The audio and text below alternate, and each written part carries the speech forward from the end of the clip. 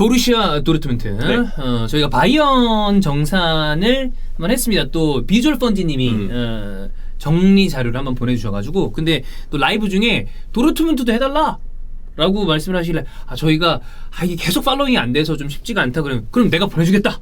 그래서 또 이 린세로이님이 네. 또 너무나 잘 정리를 해주셔가지고 저희는 이렇게 해주시면 너무나 감사합니다. 그렇죠. 왜냐면 저희도 다르면 좋잖아요. 기왕이면 물론 중간중간에 본 경기들이 있지만 그 팀의 팬만큼 디테일하게 알기는 어렵거든요. 그래서 이렇게 정리를 해주시면 저희도 좋고 그리고 저희 입장에서 영상을 만들어서 올리면 또 시청자분들도 훨씬 더 좋은 자료를 보실 수가 있기 때문에 너무 감사드린다. 네. 같은 분인지 모르겠지만 제가 그 네이버 도르트문트 팬카페에 가입이 되어 있거든요.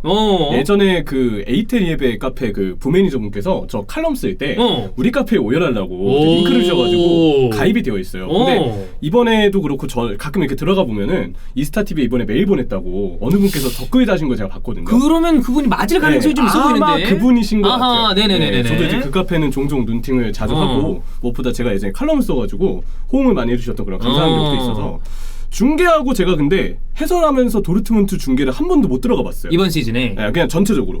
챔스에서도 못 만나봤고 유로파에서도 못 만나봤고 올 시즌 이제 분데스 했는데 분데스 자체를 못 들어가 봐가지고 한 번 제가 도르트문트 중계를 해봤으면 뭔가 저를 이제 그 카페에서 아시는 분들하고도 뭔가 반갑게 좀 맞이할 수 있지 않았을까 싶은데 언젠가는 그런 날이 좀 오지 않을까? 네, 그렇게 좀 생각을 하게 됩니다. 좋습니다. 좋습니다. 네, 보르세입니다. 예, 네. 어쨌든 린세로이님께서 이 보내주신 자료를 토대로 저희가 또 다시 한번 정리도 하고 이야기를 쭉 한번 취합을 해서 이번 시즌, 그러니까 직전 시즌이죠. 20-21 시즌 도르트문트는 어땠나? 일단 지금 나오고 있는 표가 이번 시즌 출장 시간이 가장 많은 선수들 11명입니다. 그렇죠. 이제 마비니츠가 확실히 비르키를 넘어서 주전 키퍼로 올 시즌 중용이 되었고 백포는 게헤이로, 후메스, 아칸지 그리고 메니에. 후메스는 저는 좀 활약을 보다 보면 나이가 몇이었더라라는 생각을 좀 들게 만드는 선수 같아요. 그 정도로 지금 나이가 30대 한 초중반? 이제 이 정도로 좀 접어들어가는 나이대가 됐잖아요. 근데 여전히 기량은 좀 쌩쌩한 편이고 뮌헨과 이 보르센을 왔다 갔다 하는 선수 아니에요? 그래서 저는 이 선수 하면 생각나는 선수가 있어요. 신진호. 그러네. 포항, 울산, 포항, 울산, 포항 이런 포울포의 느낌이 있기 때문에 은근 라이벌 팀 관계 중에 그런 경구 선수들이 종종 있기는 해요. 가끔 있어요. 네, 신진호 이제 한국의 후메스, 후메스는 독일의 저 신진호다. 네, 포즈는 다릅니다만 표현을 할 수가 있겠고 미드필드 이제 엠네잔과 벨링엄이 출정 시간 기준으로는 가장 많이 나온 케이스입니다. 근데 엠네잔은 생각을 할 때마다 유독 그 챔스 8강 맨시티전에 1, 2차전 모두 실수를 좀 치명적으로 했었잖아요. 그렇죠. 그 아쉬움이 좀 있죠. 남는 케이스인 것 같고 2선은 참 화려하죠. 산초, 로이스, 레이나 이렇게 주전을 삼을 수가 있겠고 최전방 공격수는 엘링 홀란드 이렇게 베스트 11이 갖춰졌습니다. 느낌을 보면 어린 재능들이 참 많아요. 그리고 난 도르트문트의 어떤 스카우팅 시스템이 놀랍다라는 생각도 많이 들고. 그래서 볼 때마다 참 매력이 있다. 이렇게 좀 표현이 가능한 구단인데 일단 올 시즌 결과를 좀 정리를 해보면요. 리가는 3위. 네, 분데스리가 3위, DFB 포칼 우승. 네, 4년 만에 우승을 차지했고 라이프치히를 이제 꺾었었죠. 그리고 챔피언스리그에서는 8강에 올랐습니다. 중간에 어려웠던 타이밍 그리고 이 팀도 역시 감독이 한번 바뀌었기 때문에 어려운 타이밍이 있었는데 말미 가서 보여줬던 상승세는 우리가 알던 그 도르트문트의 어떤 힘 있는 모습이 좀 나오지 않았나. 그렇죠. 그래서 우리가 이 테르지치에 대한 어떤 이야기를 다루기에 앞서서 역시나 올 시즌 가장 큰 사건은 파브르의 곤충계 이 경질 전과 경질 후의 변화거든요. 이 보면은 경질 전의 상황은 11경기 6승 1무 4패 23득점 15실점으로 리그 5위였습니다. 승률은 55%, 경기당 득실도 이렇게 나와 있는데 파브르 경질 후의 성적을 보면요. 23경기 14승 3무 6패로 육안으로 보기에도 일단 경기수 대비 승리는 좀 괜찮게 보이는 부분이 있죠. 무엇보다 기세가 후반기 들어서 후반에 좋아졌어요. 그러니까 사실 뭐 이따가 바로 우리가 이 테레스치 감독에 대한 얘기를 해야 됩니다만 대행으로 오면서 초반에 아니 중반까지는 욕 되게 많이 들었던 걸로 기억해요. 그렇죠. 반등 효과라는 게 없었으니까. 굉장히 큰 비난. 그러나 막판의 움직임은 아주 좋지 않았나. 후반기 때 지금 나오고 있는 이 성적의 거의 대부분을 몰아서 좀 챙겼다고 보시면 돼요. 그래서 뭔가 임팩트는 그래도 전반기 때 파브르 때보다 훨씬 대단하지 않았나. 후반기 때 레이스가 있었고 무엇보다 주목이 되는 건 역시나 컵대회 성적이 있었죠. 어쨌든 승률은 61%, 경기당 2.3득으로 파브르가 있을 때보다 득점도 실점도 살짝 늘고 살짝 줄었다. 네, 근소하게 더 좋아졌습니다. 그래서 올 시즌 포인트 포인트를 이제 짚어보면요. 역시나 테레지치가 고생을 했다. 최고의 소방수라는 표현을 린세로이님이 일단 쓰시긴 했습니다. 예. 저한테 약간 감독님 느낌이 좋아요. 네. 린세로이님도 그렇고 도르트문트 팬들이 이제 아마 이 테레지치에 대한 감정이 바뀌었으니까 초반에 너무나 안 좋다가 네. 막판에 쫙 올라오는 그 약간 그런 게 있어요. 그러니까 우리 팀을 어쨌든 뭔가 힘든 상황에 이끌어주는 사람이 우리 팀 덕후예요. 우리 팀에 엄청 꿈이 많아요. 테레지치는 도르트문트하고 연이 좀 깊었고 항상 도르트문트에서의 뭔가 지도자 생활 아니면 뭔가 굵직한 생활을 꿈으로 삼았던 인물이잖아요. 약간 처음에 이제 감독 대행으로 들어온다고 했을 때부터 야 성덕이다. 어쨌든 잘 됐으면 좋겠다라고 그때 이제 팬분들도 좀 얘기를 하셨던 게 기억이 나고 실제로 성적이 안 좋았을 때는 당연히 비판이 나오기 마련입니다. 어쩔 수 없지 뭐 성적 안 나오면. 부임 초중반에 부진했어요. 하지만 챔피언스리그 16강 1차전 세비야전을 승리했죠. 그리고 샬케와의 레비어 더비에서 4대0 대승을 거뒀습니다. 이 경기를 시작으로 팀의 분위기가 확 올라왔는데 연승을 쫙 했잖아. 그렇죠. 리그 후반기 7연승 그래서 8위까지 떨어졌던 팀이 최종 리그 순위를 3위로 마무리 지으면서 챔피언스리그 본선 진출도 획득을 했습니다. 네. 대단한 어떤 결과를 그래도 양호하게 만들었다는 점을 알 수가 있고요. 올 시즌 도르트문트 축구에서 역시나 볼만했던 요소는 괴물 같은 신성들의 활약이었죠. 홀란드 그랬고요. 그리고 지난 시즌의 폭발력은 결과적으로 스탯은 잘 쌓았기 때문에 좀 이 결과론적인 얘기긴 합니다만 중간에 초반이었지. 네. 초반에는 좀 안 좋았으나 여전히 최강의 선수 중에 하나라고 불리는 이 선수는 나이로 보면 유망주가 맞아. 유망 아닌가? 나이는 맞죠, 사실. 맞지. 네. 2000년생이니까. 그렇죠. 제이든 산초. 제이든 산초 그렇고 저는 이제 이 선수가 놀랍죠. 주드 벨링엄. 벨링엄은 지난 시즌에 버밍엄에서 와 대단한 사람이다. 대단한 사람이다. 왜 이러냐 오늘. 대단한 사람 맞아. 대단한 사람은 맞아요. 네. 왜냐면 결국 그 버밍엄의 그 재정 위기를 본인이 팀을 떠나면서 극복을 시켜줬잖아요. 판매금으로. 그리고 이제 영국 앨범까지 했었죠. 저는 그걸 보고 이런 임팩트를 남긴 이 나이대 선수가 또 있을까. 그렇지.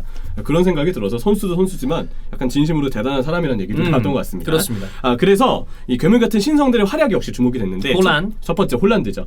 홀란드도 나이는 유망주지만 유망주 느낌이 안 들죠. 그래. 왜냐면 이 선수들 산초도 그렇고 이미 웬만한 완성된 선수들 이상의 기량을 보여주기 때문에 리가에서 탑급이고 그걸 유럽 무대로 넓혀봐도 홀란드는 더 말할 필요도 없고 그렇죠. 제이든 산초 역시 뭐 아주 우수한 자원이기 때문에 그래서 홀란드의 경우는 리그 28경기 27골 전체 대회 41경기 41골의 스탯을 정립했습니다.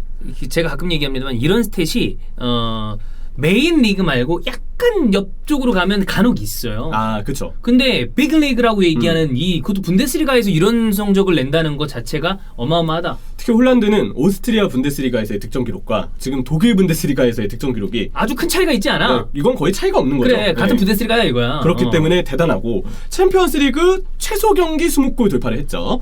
이 홀란드 선수는 14경기 만에 이 기록을 새로 쓰게 됐습니다. 그래서 대단한 일이고 올 시즌 분데스리가 최우수 선수를 수상했어요. 근데 아무래도 레반도프스키가 있다 보니까 이 수상에 대해서 약간 뭐 얘기를 할 수 있다고 충분히 봅니다. 이런 얘기는 있습니다. 네. 그리고 제이든 산초 역시나 초반에 좀 부진했던 건 저는 하키미가 떠난 것에 대한 빈자리도 어느 정도는 있었을 거라고 봐요. 근데 뭐 이건 생각을 해보면 메니에가 결국 부진했기 때문에 잘하지 못하죠. 네, 계속 얘기할 부분이긴 합니다. 매니의 부진이 컸었고 여기에 더해서 이적수 여파도 이 린세로이님은 조금 부진의 이유라고 좀 보시더라고요. 난 없는 게 이상하다고 봐요. 사람이니까. 그러니까 제이든 산초의 의중은 우리가 알 수 없으나 어쨌든 한번 이 움직임이 있을 수 있었던 타이밍이 있었는데 그게 맨유로 못 가서 아쉽다의 개념이 아니라 그러면 이 집중을 하는 데 있어서 초반에 좀 어려울 수 있거든. 흔들리죠.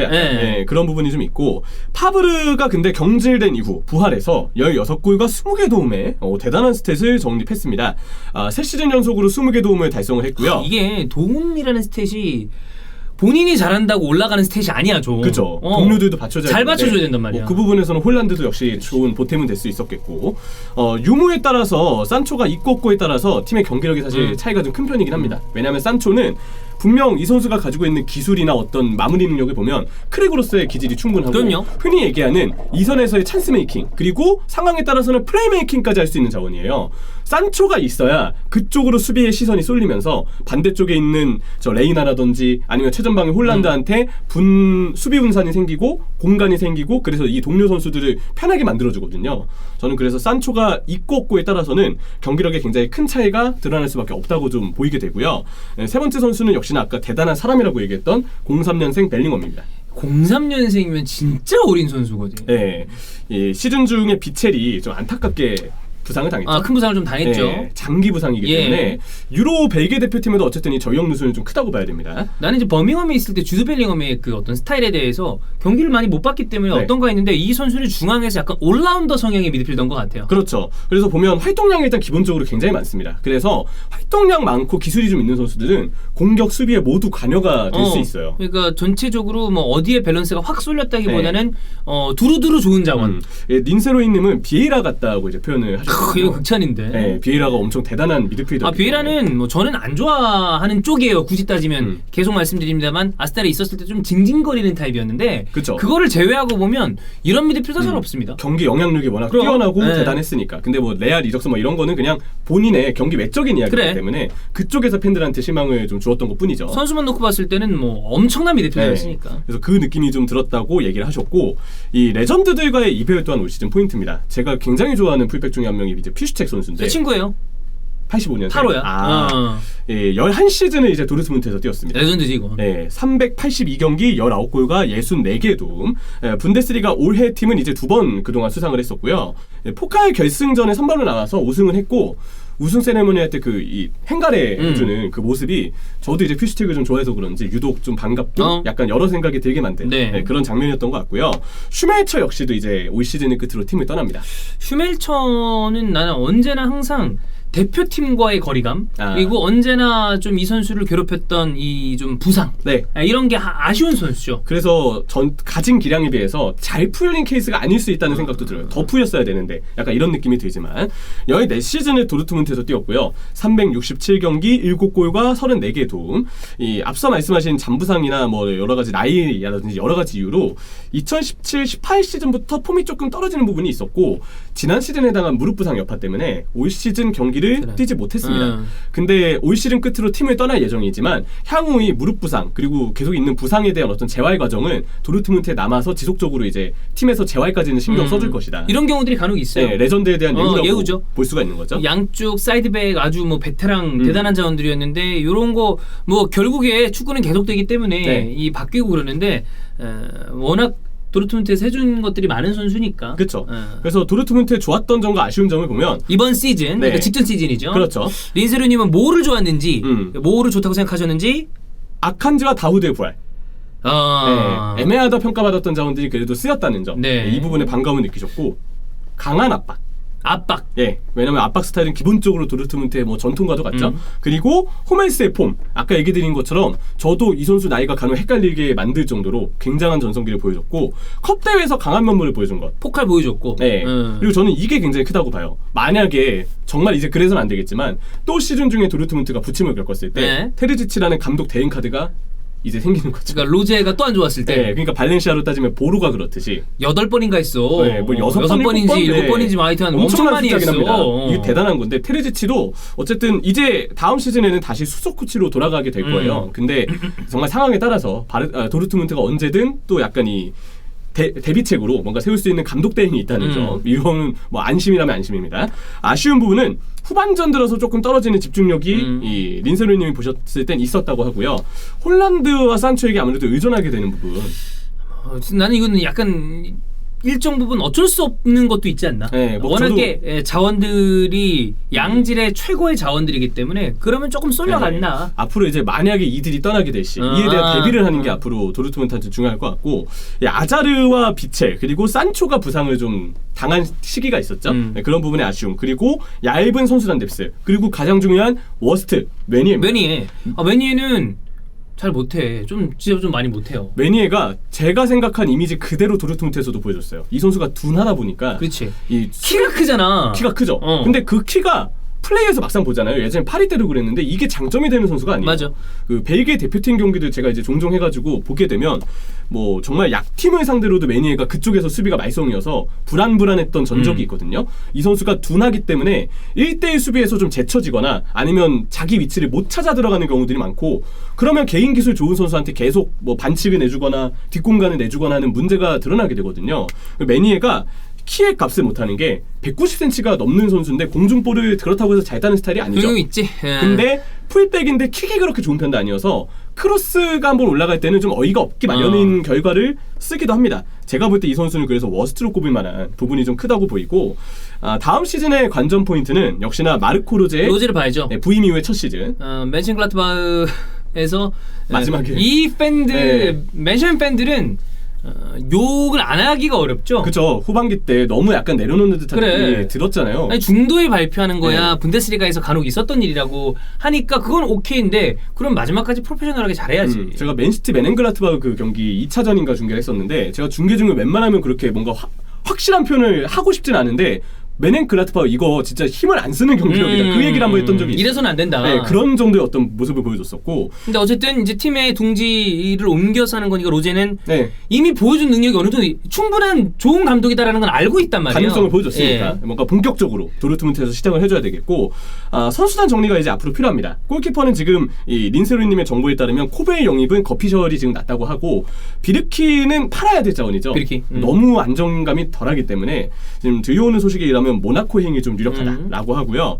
미드필드는 이제 딜레이니가 소튼으로의 이적설이 지금 나오고 있고. 딜레이니 나가면 기마랑이스. 기마랑이스 얘기가 좀 나오고 있죠. 지지난 시즌 챔스 그 토너먼트만 보더라도 기마랑이스가 그 활동량을 기반으로 중원 장악력이 있는 선수라는 걸 좀 알 수가 있었고 포워드는 브란트는 아스날 이적설이 계속되고 있다. 반대하시죠? 정말 꺼려하십니다. 이러면 브란트는 그냥 남는 굳이 브란트가 나쁜 자원이라고 그러는 게 아니라 이 자리에 나는 이런 유형의 스타일이 또 들어오는 거는 난 좀 별로지 않나. 좀 그렇죠. 아스날로서도 뭔가 내키진 않을 것 같고. 굳이? 그리고 이제 오도이와 타미에 대해서 도르트문트가 관심을 보이고 있다라는 얘기들은 좀 들려오고 있다고 해요. 가장 중요한 건 역시나 산초의 거치인데 도르트문트는 역시 산초가 떠날 시 대체자를 어떻게 영입하느냐. 닌세로이님이 그리고 제가 이제 한창 그 에이트리앱의 카페에 있을 때 그때가 언제였냐면 임모빌레가 레반도프스키의 대체자로 영입이 돼서 한 시즌 진짜 난장판이 피었을 때요. 저도 그때 클럽을 되게 좋아했던 입장이라 좀 답답하다. 임모빌레 그때 이미지가 좀 안 좋았던 기억이 있거든요. 똑같은 상황이 나와서는 안 되겠죠. 그렇기 때문에 만약 산초가 떠난다면 그에 대한 대체자는 정말 확실하게 마련을 해야 된다. 홀란드는 저는 어지간하면 이번 시즌에 홀란드를 도르트문트에서 데려오진 못할 것 같다. 다만 제이든 산초는 영입 이적을 할 가능성이 열려 있는데 좀 지켜봐야 될 것으로 보이고 만약에 내보낸다 하더라도 어떤 식으로 대체자를 도르트문트 입장에서 채우는 게 중요하다. 그렇죠. 그렇게 보면 되겠습니다. 자, 이렇게 해주시니까 얼추 시즌에 어떤 부분이 있었는지 쫙 한번 더 정리가 되고 워낙에 좋은 자원들이 있는 팀이고 저는 로제가 도르트문트랑 어떤 식의 또 다이나믹한 축구를 보여주는지 그게 다음 시즌 나겔스만의 바이언이 나는 어떤 퍼포먼스를 초반에 보여줄지 궁금한 반? 나는 약간 우려도 있다고 봐요. 그렇죠. 어떻게 우려를 안 할 수 있겠어요. 어떻게 될지 모르니까. 그 사이에 도르트문트가 뭔가를 로제와 함께 치고 나갈 수 있는 포인트가 있을 것인지 그것도 한번 분데스리가를 다음 시즌 보는 재미가 아닐 것인가. 그렇습니다. 린세로님 다시 한번 감사드리고 도르트문트 정리는 여기까지 하도록 하겠습니다.